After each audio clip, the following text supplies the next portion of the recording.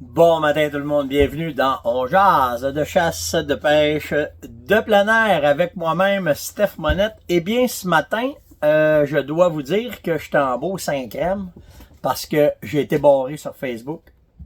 Mon Messenger est barré, je suis plus capable de faire de live. Simplement parce que quand j'ai été vous parler par Messenger puis j'ai répondu à vos questions, ben il y a certaines règles qui enfreignent la communauté, comme parler des armes à feu. Bizarre, hein? Ils disent que non, non, non, mais moi le gouvernement a le bras bien plus long qu'on pense. Alors je suis très tranquille pour les 2 prochains jours. Je peux pas vous parler, je peux pas vous répondre.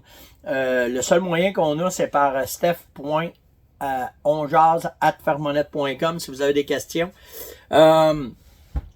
Le reste, ben, qu'est-ce que tu voulais qu'on fasse? Puis je vous le dis, en 2023, je vais changer ça parce que je trouve ça dégueulasse d'être censuré, d'être arrêté, puis pas avoir le droit de dire ce qu'on parle. Puis surtout que c'est rien de pas correct. Si vous me demandez des informations sur une arme, sur une S20, sur Saco, n'importe quoi, ils veulent pas. Ils veulent pas. Bizarre, hein, avec tout ce qui se passe au Canada présentement. Fait que on ne va pas penser qu'il y a du niaiseur, mais là, ça commence à niaiser trop à mon goût. Donc, on s'en va vers ça. C'est pas grave. Fait que s'il y a de quoi, ben vous pouvez passer par la Fermonette directement. Allez sur fermonette.com, puis les vidéos vont être là pour les 2 prochains jours. Puis là, ben, après ça, ben, on verra ce qui va arriver. Mais je vous le dis, mais que je revienne en 2023, c'est que ça restera pas de même, c'est sûr et certain. Tempête de neige, une belle celle-là. La seule affaire, ben tu sais, on est habitué à ça en neige au Québec, alors faut pas virer fou. Je trouve, c'est sûr que si vous manquez d'électricité, ben là, c'est pas la même game. Puis si vous vous déplacez, ben soyez prudents, faites attention à vous autres, et ne prenez pas de chance, surtout ça, ok? Qu'est-ce que j'ai à vous parler ce matin? J'ai 2-3 affaires. En fait, c'est 2-3 gros sujets que j'ai, puis je vais vous parler de ça. Mais avant, j'ai Jean-Philippe Anctil qui m'a posé comme question. Puis j'ai trouvé ça cool son commentaire quand il nous parle, puis quand il vient me parler. Il dit, tu sais, Steph, il dit, tu le réalises peut-être pas, mais il dit, depuis 3 ans que tu es avec nous autres, à tous les matins que j'osais avec nous autres, ben on file comme si on était bodé. Puis il dit, tu sais, il dit, mais qu'on se voit, ils ont bien plus filé que de te serrer à la main, que de te faire, on voudrait bien plus te faire un gros hug. Mais c'est vrai, je réalise pas ça. Puis, tu sais, gênez-vous pas que si vous nous rencontrez, venez nous parler. Là. On n'est pas inaccessible, puis on prend vraiment pas ça. Donc, quand vous voyez qu'on est là, puis le pire, c'est que vous êtes hyper respectueux, tu sais. Fait que, mais si on se voit n'importe où, faites juste dire, hey, salut Steph, tu nous as dit de te dire salut quand on te voit, ben là on te le dit. Ben les faites faire dans une coupe de boutique quand je suis allé cette année, mais gênez-vous pas. Puis je trouve ça vraiment nice. Puis justement, pour répondre aux questions de Jean-Philippe, vu que je suis aux États-Unis, il profite-en donc pour nous en parler. Comment est-ce que c'est quand tu allais chasser au Michigan? Comment est-ce que tu allais chasser en Pennsylvanie? Combien ça peut coûter? Puis, fait que je vais essayer de vous débouler ça bien simplement. Mais pourquoi qu'on va aux États-Unis? Ben simplement pour la qualité de chasse. Parce qu'ils ont beaucoup de chevreuils dans beaucoup d'États quand on y va. Puis là, ben, si on parle de la Pennsylvanie, le Michigan, l'Ohio, l'Illinois, le Kansas, j'ai fait le Vermont, le Maine. Tu sais, c'est toutes des places que la gestion du cerf de Virginie, elle est très, très, très bien faite.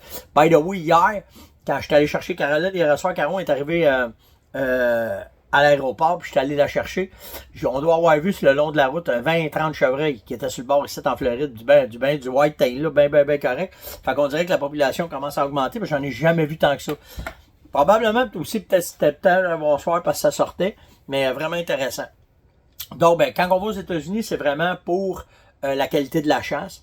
La prospection, ben, c'est comme un peu n'importe où est-ce que je vais. Je m'organise tout le temps pour arriver des jours avant, pour être capable d'aller prospecter, aller voir. Ce qui est important, c'est de vérifier les permis, s'ils acceptent les non-résidents, avec quel engin tu peux chasser. Tout ce que j'ai fait, moi, aux États-Unis, je suis jamais allé à la carabine. Je suis tout le temps allé à l'arc, parce que c'est plus facile, il y a plus de commodité, il y a moins de monde dans le bois. Donc, c'est plus facile à l'arc. Puis, t'es mieux reçu aussi souvent à l'arc qu'à la carabine. Fait que j'allais à l'arc. Un voyage dans ce genre-là, ça me coûtait normalement, c'est encore ça, j'ai des chums qui sont allés dernièrement, mais pour un 10-12 jours de chasse, tu t'en sors pour à peu près 1500$. Ça m'est déjà arrivé de le faire à 800$. Ça dépend d'où est-ce que tu couches, comment est-ce que c'est. Mais tu sais, si tu pars prospecter, puis tu sais pas partout où coucher, le temps que tu trouves une place qui coûte pas cher, puis tu restes à un hôtel, ben tu sais, à 150$ la journée ou 125$ la journée, ben là, ça va vite. Ça va vite. Fait que là, c'est ça. Mais la meilleure façon, moi, que j'avais, c'est de choisir un secteur. Puis, j'ai fait ça longtemps. J'avais une map des États-Unis sur mon mur à la maison. Fait que toutes les fois que je lisais une revue qui disait qu'il y avait des gros bugs, mettais une pin, mettais une pin, mettais une pin. Fait que quand je trouvais un secteur qui avait normalement pas mal de beaux chevreuils, ben là, je m'informais, puis je partais en voyage, puis j'allais là-bas. Comparé à l'Ouest, ben c'est parce que la raison pourquoi on va dans l'Ouest canadien, c'est beaucoup plus dispendieux, si on se le cachera pas, mais les chevreuils sont plus gros. Puis la qualité de la chasse est encore moins forte. Fait que ça, ben, ça vaut la peine en maudit. Puis en plus, on chasse à la carabine, ce qui augmente nos chances de récolte comparativement à l'arc. Je n'ai fait des voyages blancs à l'arc que j'ai vu le chevreuil, mais je n'étais pas capable de récolter. Donc encore là, c'est tout le temps une question de comment est-ce que tu vas prospecter, puis de comment est-ce que tu vas voir ça. Mais moi, à date, qualité-prix, il n'y a pas grand-chose qui arrive avec l'Ouest canadien. OK, je vais vous dire ça comme ça, surtout la Saskatchewan. Tu vas-tu en pourvoirie, tu vas-tu dans le freeland? Tout le temps, quand je suis allé aux États-Unis, c'était tout le temps dans le freeland. J'ai tout le temps chassé les tailles publiques. J'ai jamais chassé chez un pourvoyeur. Ça fait pas longtemps que je chasse chez un pourvoyeur. Hein. Ça fait 4 ans que je vais chez Rick en Saskatchewan. Puis la raison, c'est à cause des permis. Parce que sans ça, j'ai tout le temps été un gars de freeland. Fait que j'ai tout le temps chassé dans le freeland. Fait que c'est comme ça. Est-ce que je prendrais un pourvoyeur aux États? Je sais pas, tu sais, il y a beaucoup de recherches à faire, les références, comment est-ce que c'est, puis où est-ce que c'est, puis tout le kit. Fait que tu sais, il y a tout le temps ça qui joue là-dedans. Mais j'aime beaucoup chasser libre, décider de mes affaires, faire mes affaires. J'étais un gars qui a appris à chasser comme ça. Fait que c'est comme ça que j'aime ça. Il dit pour la sécurité, comment est-ce que c'était? Toutes les fois que je suis allé partout, tu sais, quand on va en Saskatchewan, on reste dans la ville où est-ce qu'il y a le plus de criminalité au Canada.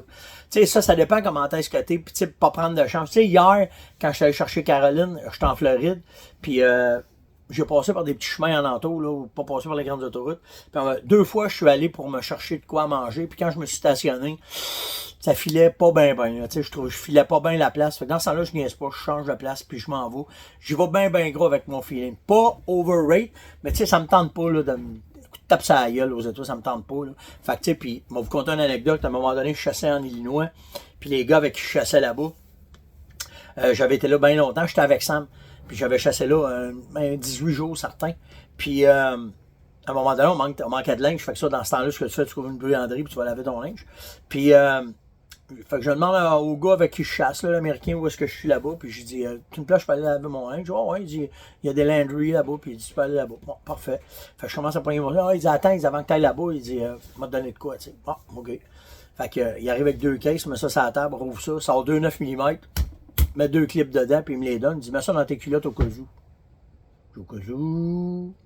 Ben, il dit, tu sais, il dit, ici, il dit, si ça brasse un peu, là, il dit, tu tires. Hein? Il dit, tu tires.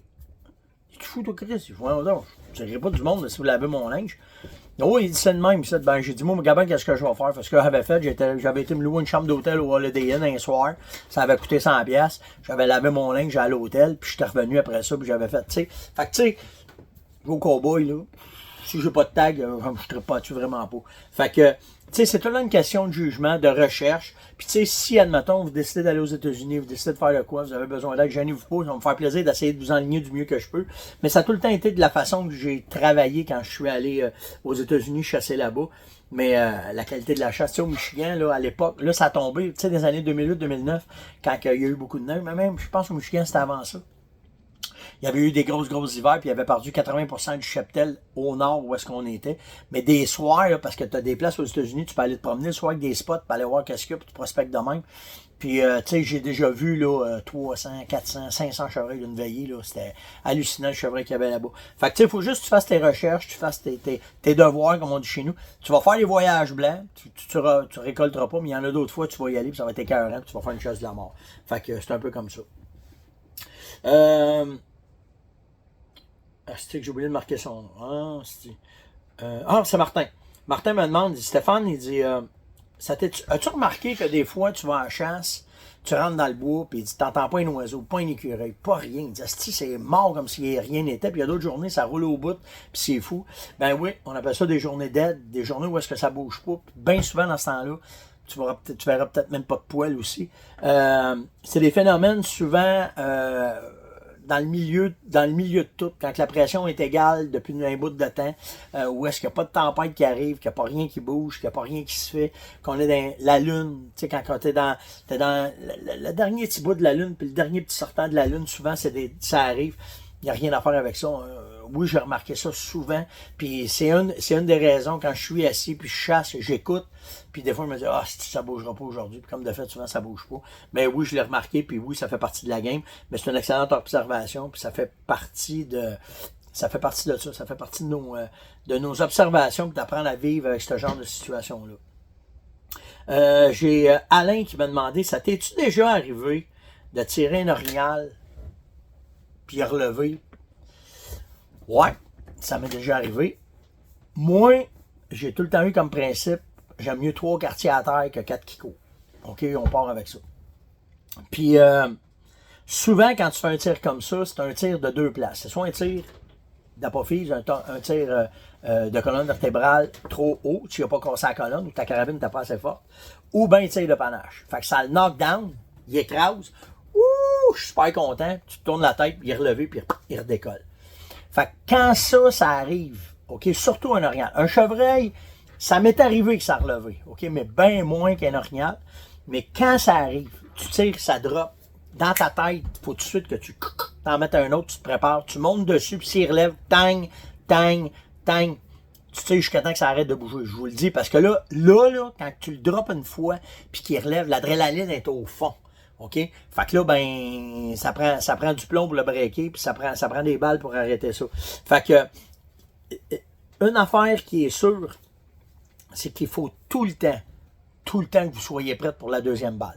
Tout le temps, parce que on sait jamais qu'est-ce qui va arriver. Puis ça, c'est tellement désolant, c'est tellement plate, puis souvent vous ne les retrouverez pas. Hein? Un tir de panache, puis un tir de trop haut dans la colonne vertébrale, parce que tu sais où il y a à la bosse, la colonne, de la façon qu'elle est faite, il y a plusieurs os dans la colonne vertébrale. Si tu ne pognes pas dans la colonne, tu pognes une de ces apophyses-là, ça fait de la boîte. Ça fait vraiment de la boîte. Donc, ayez tout le temps en tête que quand ça arrive, que tu vois un gibier droppé, drop dead, OK, qu'on pense qu'il est mort, partez pas tout de suite. La base, c'est d'aller voir les yeux, il ne faut pas qu'il cligne des yeux. Donc, tout le temps de même. Tant que ça, c'est pas fait, prête, puis vous avancez dessus, puis vous allez voir, puis comment est-ce que c'est. Parce que souvent, quand tu le drops, on part en party tout de suite. Ouh! Non, c'est pas de même, c'est vraiment pas de même. Fait que soyez vigilants, faites attention, parce que, je vous le dis, 9 fois et demi sur 10, s'il relève, vous ne le retrouverez pas. Il repogne ses essences, là, il est 500 grammes de run, puis il décolle, puis il s'en va, puis ça finit là. Donc, c'était l'On-Jazz de ce matin. Lâchez pas de m'envoyer des questions. Je peux pas vous répondre. Tu sais, j'ai vu, il y en a un matin qui m'ont écrit là, concernant des problèmes là, avec des transports et tout le kit. Je peux pas vous répondre. Là. Allez sur steph.onjazz@fermonette.com. Là, je peux vous répondre. Jusqu'à temps que ça se replace, jusqu'à temps comment est-ce que c'est. Sinon, là, si je vais essayer, là, je vous le dis, j'essaye, là, je vais essayer de le domper sur Facebook, mais ça se peut que je sois bloqué. Fait que je vais aller le mettre sur YouTube, puis je vais passer par une adresse, on appelle ça une adresse pirate, là, une adresse de la Fermonette, que là, vous allez voir l'On-Jazz, il est là. Là, vous pourrez cliquer, puis vous irez voir qu'est-ce qu'il y en a.